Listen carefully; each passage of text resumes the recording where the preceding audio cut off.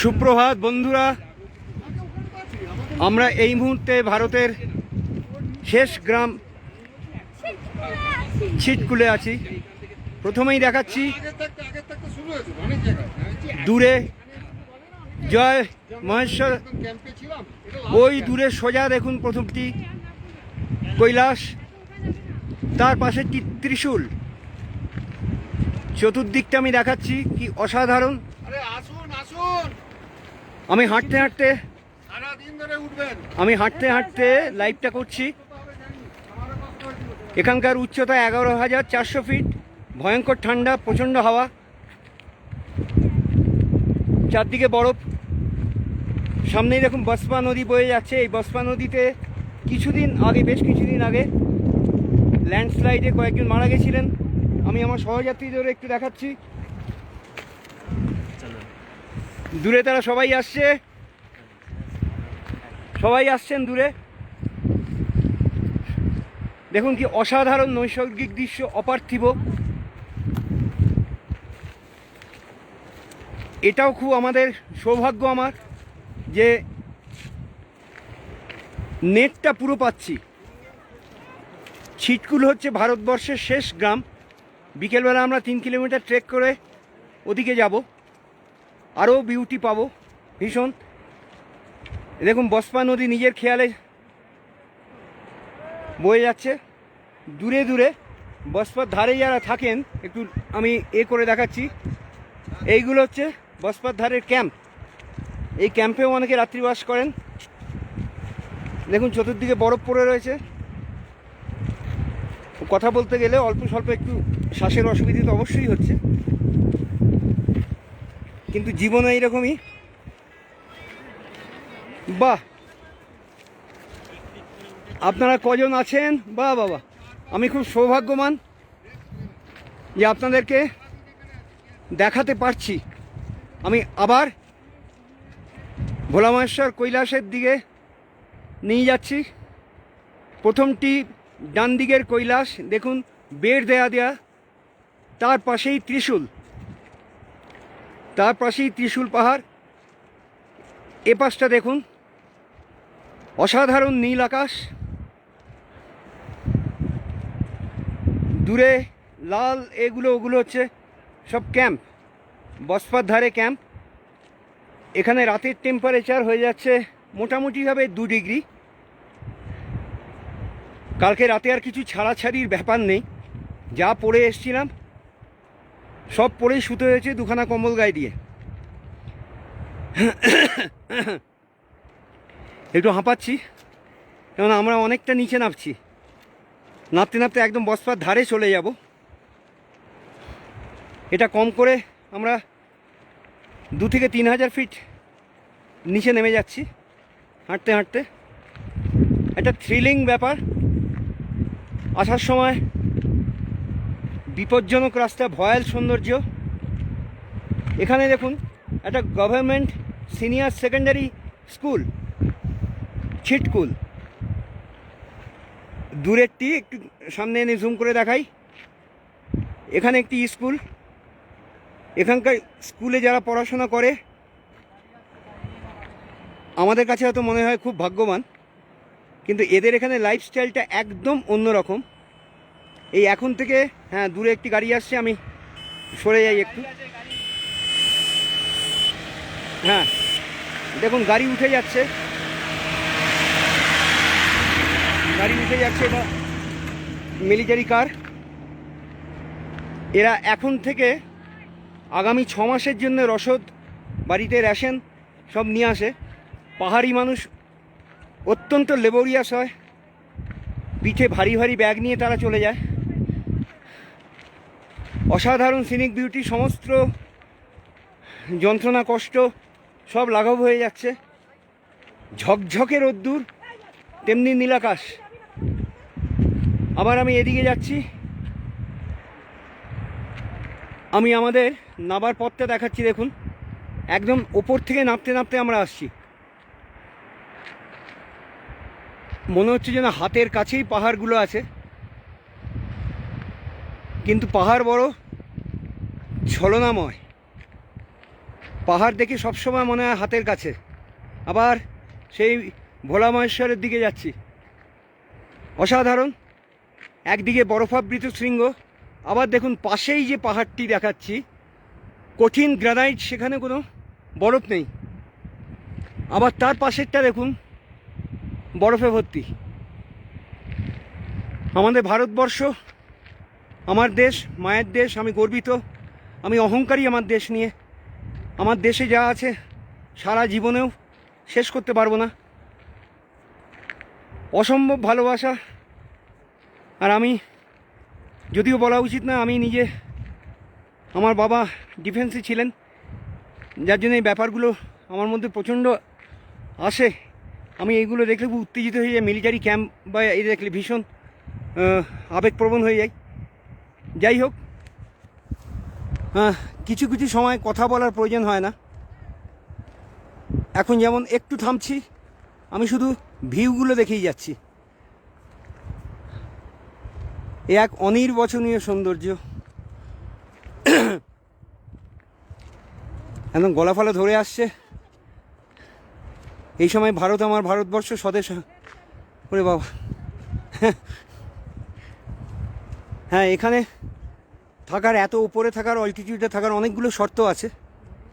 যেমন পোশাক একটা ফ্যাক্টর, তেমনি কারোর যদি খুব অসুবিধা হয় তিনি ড্রিঙ্কস নিতে পারেন, তবে এমন নেবেন না যেন সকালবেলা হ্যাং হয়ে থাকে।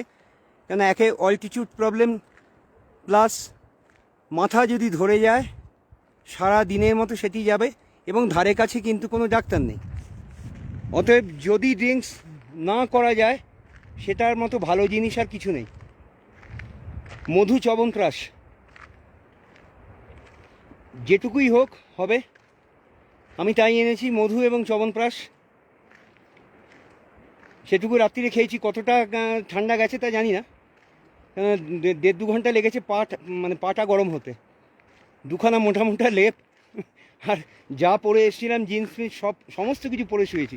যাই হোক, আবার দেখুন ওই সামনে আমার সহযাত্রী যারা, তা কতটা এগিয়ে গেছেন, আমি আস্তে আস্তে এগোচ্ছি। এই একটা টানেল টাইপের একটা গর্জ আছে, মানে দুদিক দিয়ে পাহাড় নামছে, মাঝখান দিয়ে একটা রাস্তা, যার জন্য এইখানে মারাত্মক হাওয়া দেয়। এখন হাওয়াটা কম আছে, কিন্তু এই হাওয়া কম একটা বাজে নিশান যে রাত্রিবেলা বরফ পড়তে পারে। এবার রাত্রিরে বরফ পড়লে ঠিক আছে, সকালবেলা উঠে হয়তো দেখতে পাবো, কিন্তু আমাদের কাছে সেটা একটু ভয়ঙ্করই হবে, কারণ আমরা কালকে সকালবেলা বেরিয়ে যাচ্ছি এখান থেকে সারাহানের দিকে। এবারে রাস্তা বিপজ্জনক, ভয়াল, এবং সেই রাস্তা বরফ থাকলে খুব চান্স থাকে যে চাকা স্কিড করার। যাই হোক, সেটা ভোলা মহেশ্বরে যদি ইচ্ছে থাকেন আমাদের, টেনে নেবেন, ওটা নিয়ে মাথা ব্যথা নেই। একদিন যেতে হবেই, কিন্তু যেটুকু বাঁচবো, বাঁচার মতো বাঁচবো। দেখুন কি অসাধারণ চারদিকে, আমি ভাবতেই পারছি না এখানে আর পাহাড় পাগল ছাড়া হবে না। আমি সত্যি কথা বলছি, আমি ভীষণ পাগল দুটো জিনিসে, ভ্রমণ এবং সঙ্গীত। কতটা কি করতে পারলাম, আর কতটা ঘোরা তো এখনও কিছুই হলো না। এই জীবনে আর বেশিটা পারবো না হয়তো, কারণ সময় তো ভগবান বেশি দেন না আমাদের। যাই হোক, দেখুন, আবার দেখুন এই উঁচু পাহাড়টা দেখুন, এখানে এক ফোঁটা বরফ নেই, ওপরে মেঘ ভেসে যাচ্ছে, একদম হার্ড গ্রানাইট। একদম ওপরে টপে দেখুন একটা কি গাছ আছে, আরেকটু ওপর থেকেই, এখানেই গাছ কম, আরও ওপরে দেখুন কোনো একদম ন্যাড়া। এমনি হিমাচল একটু ন্যাড়াই হয়, গাড়োয়াল হিমালয় যেমন সবুজে ভর্তি থাকে, হিমাচল কিন্তু ন্যাড়া হয়। আচ্ছা বেশ, ওনারা গ্রুপ ছবি তুলছেন, তুলুন, আমি আপনাদের সঙ্গে আছি। আমি এবার প্রায় বসপার ধারে, আরও খানিকটা এগিয়ে এসছে, অসাধারণ দৃশ্য। এই শহর থেকে আরো অনেক দূরে চলো কোথাও চলে যাই, ওই আকাশটাকে শুধু চোখে রেখে মনটাকে কোথাও হারাই। আরে লাইভ হচ্ছে বস। না, আম্বানিজিকে একদম পুরো থ্যাঙ্কস জানানো দরকার যে এখানে পুরোপুরি এটা পাচ্ছি।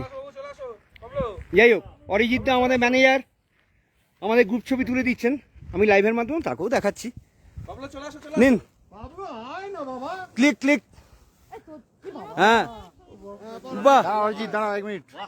হ্যাঁ টুপি पहले ने दो, হ্যাঁ, কেটে গেছে। টুপি তো সারা জীবন পরেই যেতে হচ্ছে। রেডি?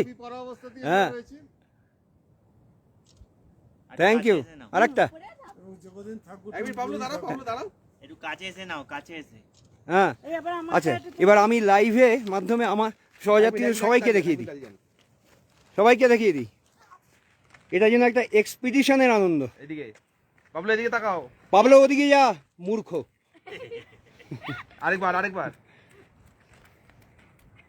আমার আসছে তো। এনার্জি নেই তো জীবন নেই। হুম, হয়তো সোমেনদা তো দেখুন চতুর্দিকে পাহাড়। আমি এবার বসপার ধারে চলে যাচ্ছি, একদম বসপার ধার। ওই লাল লাল এগুলো হচ্ছে ক্যাম্প। এই ক্যাম্পে থাকা মানে রাত্রিবেলা আপনাকে স্লিপিং ব্যাগ নিয়ে শুতে হবে, স্লিপিং ব্যাগে শুতে হবে। আবার ভোলা মহেশ্বর, জয় শিব শম্ভু। আরে ওই তো কৈলাসজি। এবার দেখুন সুন্দরী বসপা। পৃথিবীতে যাহা কিছু সুন্দর তাহা বিপজ্জনক এবং খুব কষ্ট করে আর্ন করতে হয়। যাহা কিছু সুন্দর। ও এ দেখুন ইয়েলি ক্যাম্প, রিভার সাইড ক্যাম্পের একটা এও দেওয়া হয়েছে। দেখুন দূরে সব বসে আছে যারা ক্যাম্প চালান তারা। প্রায় বসপার ধার, অনেকটা নিচে নেমে এসেছি। ওঠার সময় টের পাবো। হ্যাঁ ঠিক আছে, ট্রেকিং করতে হবে, গতবার অভিজ্ঞতা হয়েছে কিছুটা। মন ঠিক তো সব ঠিক। আমি সবাইকে অনুরোধ করছি যারা আছেন, আমার পরেও যারা দেখবেন, আমার বন্ধুবান্ধব, প্রথম কথা বয়সটি একটি সংখ্যা। দ্বিতীয় কথা, এনার্জি যদি চলে যায় জীবনে সবটাই যাবে। কে কত পয়সা রোজগার করলাম বা পয়সা কার পকেটে আছে ওটা দিয়ে সব কিছু হয় না। অতএব এনার্জি মাস্ট। সরি। আচ্ছা, বড় বড় বোল্ডারের উপর দিয়ে আমি যাচ্ছি, বোল্ডার ক্রস করে একদম বসপার ধারে যাব। বিরাট বিরাট বোল্ডার দেখুন পায়ের নিচে ফেলা আছে।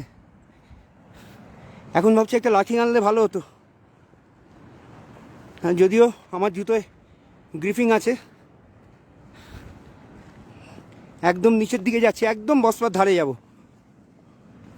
নইলে সৌন্দর্যটা ঠিক আপনাদের দেখাতে পারবো না।